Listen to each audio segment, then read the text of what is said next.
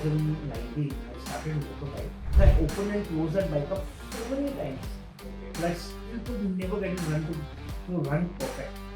I had several accidents over the years, but nothing very major. Each bike now comes in with its set of challenges. Either the customer is a challenge or the owner, or the very bike is a challenge.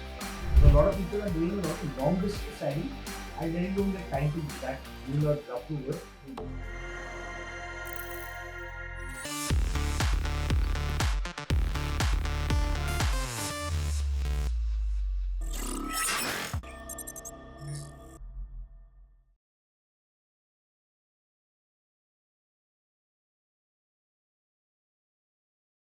Hi, my name is Fareez Bhathena, and I am the founder of Motobike. I was born into a motorcycle racing family right from day one. I was born with a fucking piston. You know, it's thanks to mom and dad who encouraged me to be in this line of work. Dad was a avid biker himself. He used to build his own bikes and he was a proper hands-on guy. He built India's first diesel bike in 1977. Amazing. My two uncles basically had ridden down in 1976 from Germany to Pune to Honda 754s. So all these things basically added to the motorcycling in our family. I've had cousins, distant cousins and uncles and aunts who have all been racing. So it was not a problem if I also carried on in those footsteps. Absolutely no problem at all. In regard to me as an individual, I really got my first taste of bikes when I was very young. I remember my dad buying a brand new Honda CB 1100 for himself. He actually went to France for his honeymoon. In 1981, he has a photo of him standing with a bike. And in 1983, he bought that same bike. This was in Salala, 1983. And I was born at the time, prior to that. And I grew up with this bike. So I grew up with my father taking care of his own bike, and I obviously took care of that bike as well. Till fairly recently, till about three odd years back. He passed away about 2 years ago, and a year prior to that, he had sold off his bike also. So I had no problems with this motorcycling line. In fact, I started in '99, where I started getting my hands dirty and started repairing people's bikes. It came to me very naturally. I'm the type of guy who's by the book, and I've been trained in this. I have always not had a problem with a machine. Okay. I born into that family. So. Yeah, I don't have a problem with it. You give me a bike with a problem, I'll come up with a solution. Okay. There are, I think, a very minuscule number of bikes which have left my present workshop with coming with a problem and gone out with the same problem. It takes some time, but I get them done. I started Motobike in 2019 after gathering a lot of experience from the previous years. Going to your childhood, if we can understand your schooling and those kind of things. So I was born in Bombay, raised in Oman, and my entire education was done in Oman. Oman. Yeah, absolutely. I love that country. Like, I cannot even describe it. It is one of the most beautiful countries in the entire world. Safest, cleanest. The very roads are next level. The people are beautiful. I mean, fantastic people. No garbage, no nothing. I mean, so it's like a very benchmark in its own way, you know. All right. That is something I want to always go back to. Oman. Definitely. There's a prettier place called Salala, 1,200 kilometers south of the capital Muscat. That is absolutely heaven on earth. Absolutely heaven on earth. I grew up over there, and so I was brought up also with those lovely bikes and those beautiful people and those beautiful roads, Okay. and everything was very perfect. Pictures. And riding there No, comparing. so I was too young, so I could not ride. But yeah, dad, mom and dad used to keep riding and riding all the time. And we had a lot of outings, a lot of outings. Um, so basically, I enjoyed myself over there as a kid. Yeah, totally. And mostly into mechanicals you have done, like your So I have education done my automobile engineering and motorcycle performance tuning. This I did much later. 99 onwards I started all this. Mhm. I started getting my hands dirty at 99 2000. And turn of the millennium, there are not many bikes in India. Mhm. Mhm. Pune being a very big hub for motorcycles. There was only Bombay, Pune, Delhi, Bangalore, and West Bengal side, Calcutta side, which had a lot of bikes. Uh, there were already established mechanics who were already doing this kind of work. I just decided that I want to do something a little different, and that's when I got into the groove of things. Uh, by 2019, I started Motobike. That's when I decided that if I have to do this work, repair work all over again, I will do it slightly different. So the reason why our workshop looks like this and the type of bikes, the type of technicians, the type of tools, everything is a little different from the rest of the other workshops over there. In fact, next month I launch my own web page. Okay, the web page is going to be really intricate. It's going to have a complete appointment booking system online. It's going to have all your parts and accessories sold through the website, like a shopping cart. Great. You're going to drag and drop everything into your service, and whatever you drag and drop there on the app will be translated on your bike. So yeah, that's how we intend to do it. Something a little different. Very nice. Yeah, that is work in progress. Should be ready by next month. Okay. I'll be rolling that out very soon. Um, we follow a 30-point SOP as of now. No, sorry, we follow a 35-point SOP as of now for 2025. And basically, the SOP is what is actually kept this workshop going, you know. Your first bike. Let's start with your first My bike. first bike. When you happen to. So when I was tender age of 4, I got my own bike. no, I didn't get my own bike. I had a rented bike. It was a Yamaha PW80, and it was a dirt bike. Dad used to race a Honda CR500 at the time. And I got the chance to ride on these as well. So we had this big track over there in Muscat, and I used to go around racing on that track. So I did not own my bike till 19 2000. When I got a Bajaj Spirit to start with. When I crashed on that miserably, I remember having a crash with I can't remember it. It had some mods done to it, alright, and then I got myself a Yamaha RX 135. Okay, two-stroke. Yeah, two-stroke. Simultaneously, I had a scooter also, Bajaj Chetak also, proper 4-speed gearbox, and I had a RD350. Okay, great. RD350 was nicknamed by a very famous mechanic in Pune called Circus. They called it Circus. Okay. It had gyro tank panels, chrome cylinder head, red frame. So it looked to me like a very, it looked very different. It had clip-ons, it had an set of expansion chambers, and that bike was fast. So the beauty with that bike was when it started and ran beautiful. And when it didn't start, it was a fucking nightmare. It would just not really want to start, you know. So I learned a lot actually on that bike. I learned a lot of electrical, especially, and how the components run on that machine, because I opened and closed that bike up so many times. Okay. But I still could never get it to run perfect. My first 4-stroke engine I opened was a BMW R50 1955 boxer twin engine. That was my first 4-stroke engine I opened. My first 2-stroke engine I opened was my Luna. I forgot about my Luna.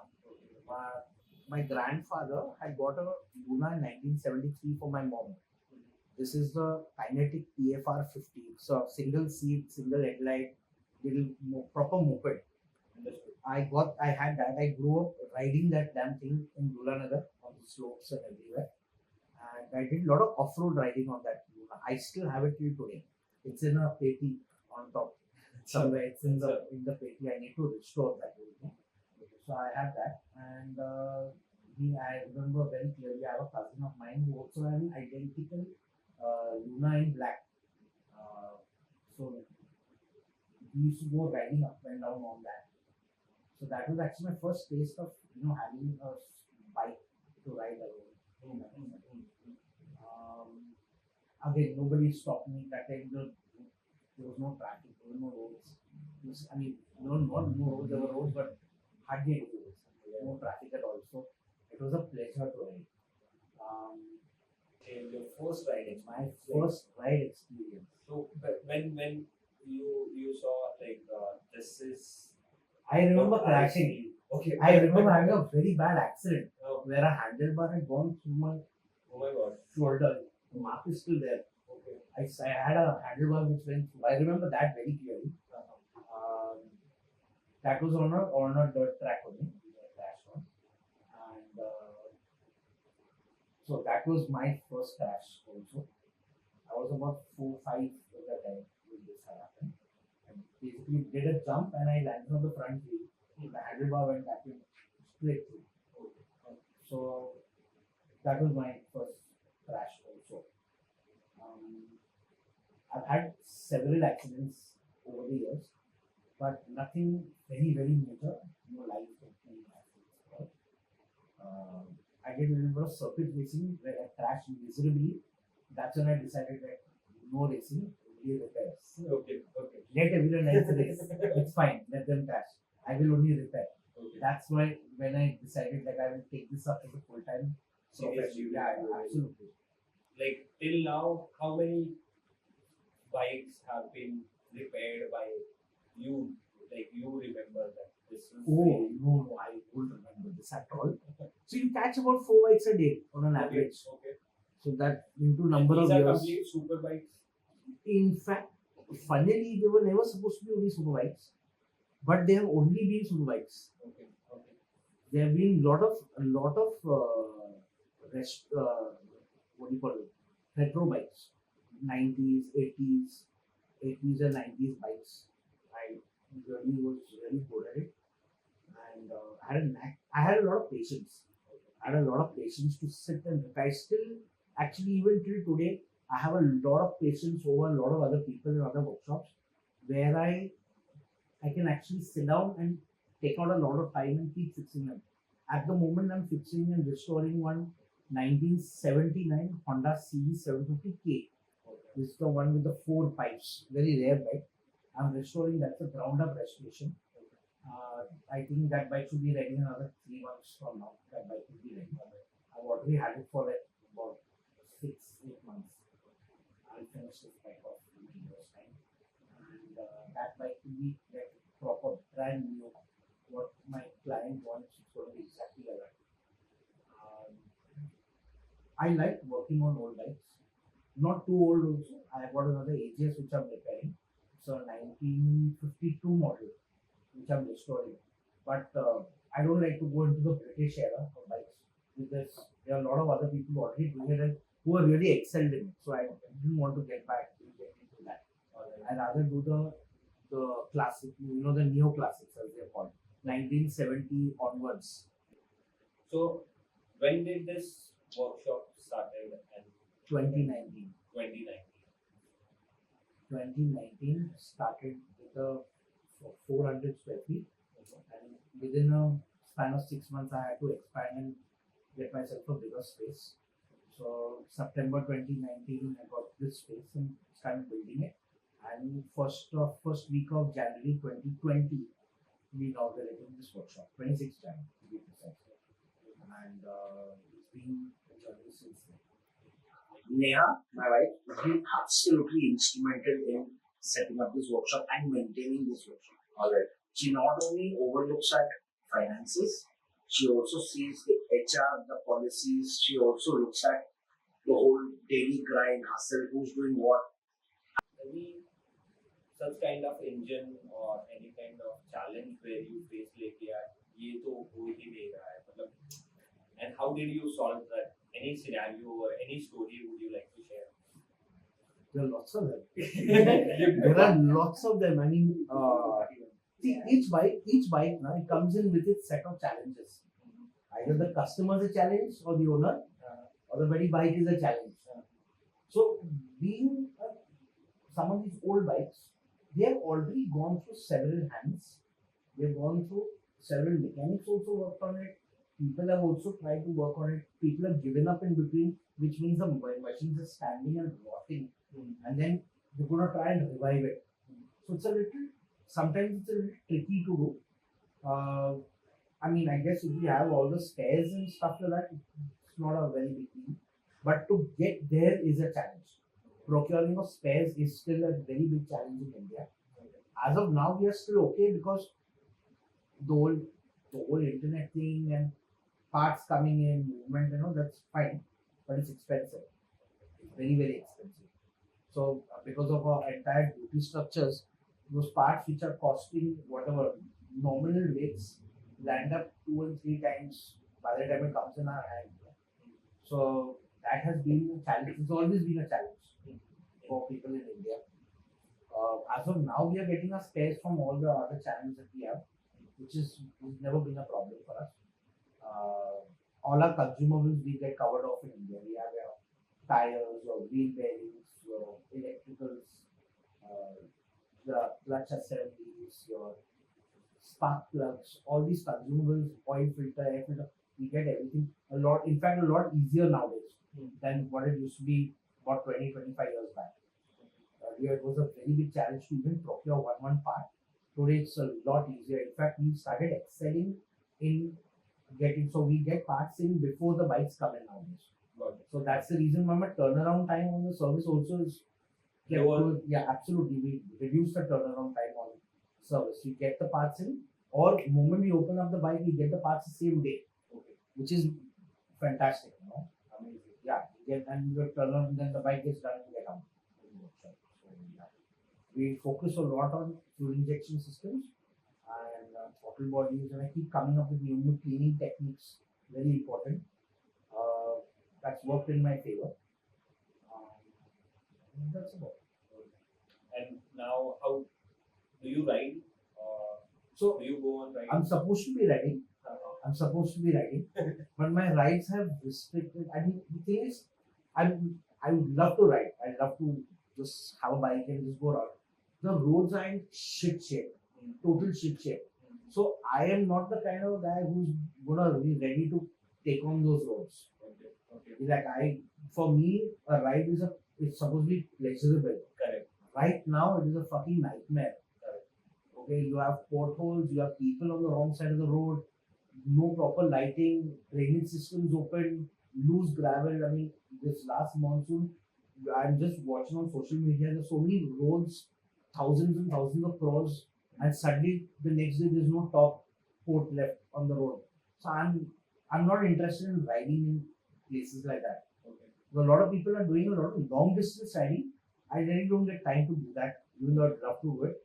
I hopefully one day I will land up doing it a lot more than what I'm doing at present. And yeah, I definitely do if you get a chance to ride in Oman now, definitely any day. I mean, you cannot even compare. You cannot compare. Absolutely. So coming to the young inspiration kind of thing, where someone wants to get into this industry and want to learn from an expert like you, would you be open to train them as an intern or those kind of things? So I have had several people who have come, worked with me and gone out and done other things. Okay. I wouldn't say that I would not want to help them, but there are a lot of things that looks, it's like, things look very rosy from outside. Yeah. Where they're not absolutely all glamour. Nahi hota actually. Absolutely not. Yeah. So there are a lot of challenges in this business, a lot of challenges, right from rent to payouts to salaries. Okay, that as an overhead is going to be there, but it's not like it's not a cakewalk. Okay, it's not a cakewalk. For me, it is still because it's a business. I got a kid, I got a family, I got all my properties, etc. to take care of. So I have to, I have that side of me is over. Okay, where I thought of it as a passion-driven thing. Today it's a proper business which I have to keep focusing on every day and nurturing. The day you leave it, you realize there's something going to go wrong with it.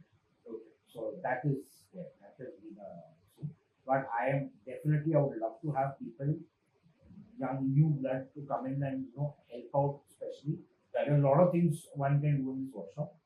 So I will never say no to having youngsters to get absolutely. So I got a call one day from one of the very renowned hospitals in Pune. They asked me to build a first responder scooter. So what we did is we got ourselves some scooters from there, and we converted them into first responder ambulance bikes. But the thing is, they were not ambulance bikes because that's a wrong word to use. An ambulance bike would mean a patient sitting on it. This does not entail that. This is basically a rider and a doctor who goes to the patient, attends the patient at that moment, which the turnaround time, again, the reduction, the whole idea of doing it was to reduce the turnaround time between the ambulance reaching that. So these guys used to go ahead with complete life-saving equipment, go and take care of the patient, stabilize the patient while the ambulance goes and then takes the patient back to the hospital. Because of traffic and road conditions, etc., the hospital had decided to come up with something like that. So they reached out to me and I built these scooters and I gave them across. We made a set of TVS scooters also and full Bajaj electric Chetas, which we converted and we gave it across. And that's been a fantastic project actually. In 2008, a bunch of boys had come over to my old workshop and they told me that they wanted to build one go-kart for their project, college project. So that's a very typical go-kart TV. A lot of boys want to do that. I managed to get them to build an electric bike. Fast forward, with this help of these boys and our workmanship in our workshop, we managed to build the world's first. We built an electric bike which ended up going to the Isle of Man TT in 2009. And this bike started the world's first zero emission, zero carbon race. It was ridden by a gentleman by the name of John Creden at the TTX GP, which is in Isle of Man. And that has been an achievement. That bike actually made history. That thing was built, 90% of it was built on NIDM alone. So that is something a lot of people don't know about. So EV is getting now that craze you have built in 2008. That's correct. That was a proper from zero started that project. So the boys also had taken a lot of effort and they had enhanced that product. They did the race again. I don't think they were very successful the second time, but the first time definitely. Actually, it's more like a milestone. Okay. So there are multiple milestones you have covered. And then what is one of my favorite ones was 2007. In 2007, I built a Yamaha RX 100 engine converted into a 135. Put into a Yamaha YZ250 frame. Okay. And a rider by the name of Rustam Patel, very famous rider. Fantastic personality. You got to Google him if you don't know him. Yeah. Rustam started and rode that bike, and he literally won, I think, 95% of all the races he came first. Okay. With that 135 engine. That was also a very big milestone because that engine we kept building, and that guy kept racing, and just kept winning. It It was amazing, you know. So that 2007 national championship we won because of Rustam and this bike and this engine. So that has been superb. So for bikes, you are the person as a backbone, what we can consider for that races. So basically, he's riding, but you know, having those mechanism in mind and creating that before it is done by anyone else, and then creating gives us a No, so different. you have a lot of people who have already built bikes over the years and have successfully raced them. The only difference what I had done probably we did it without any funding. Okay. Yeah, so not like others have a lot of funding. Motorcycle racing in India is like a backseat. Like nobody even gives a shit about what you do, where you get your money from. As long as you win, it's fine. Correct. Today things have been really different, but it's still not so much. I mean, there's a lot of exposure now. There are a lot of clubs, there are a lot of tracks, there are a lot of new riding gear. That time the riding gear was also such a big thing to get, you know. Only those gloves were there, and No, gloves are there. You had to have your full riding suit, but it was not very accessible. okay. Today you can just get into a size and order it and it will come to you. That time it was not so simple also. So 25 years back, and it was very expensive. So cost of a riding gear for race suit would have been as much as the cost of the bike itself. Yeah, absolutely. Alright. What's your next plans like for if in case you want to know like for the next 5 years? What are you planning? Where do you see, or what is your Shut shop, buy a fucking nice bike, go riding across every corner of this country, and hopefully beyond. okay? So, no, I would love to do that, but that's just a dream. That won't happen anymore. I definitely want to take Motobike one step further, and with the launch of this app that we have, this website, sorry, that we have, it will be a new game changer. Eventually, for us at least.